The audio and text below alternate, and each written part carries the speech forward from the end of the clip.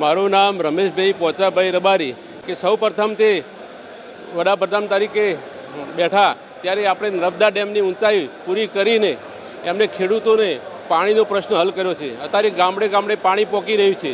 બીજું બસ એવું ને એવું જ રાષ્ટ્રીય કામ આપણે જમ્મુ કાશ્મીરની 370ની કલમ રદ કરીને આ તે દેશને સુરક્ષા પૂરી પાડી રહ્યા છે।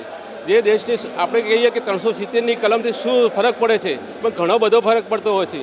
આપણા નાગરિકોને સલામતી જીવન જીવવું, ધંધા ઉદ્યોગ સલામતીથી કરવા તો આપણી સરહદો પહેલાં સુરક્ષિત હોવી જોઈએ। તો એવું આપણા નરેન્દ્રભાઈ મોદીએ પહેલું કામ કર્યું છે। બીજું એમનું એક મહત્ત્વનું પગલું આત્મનિર્ભરતાનું।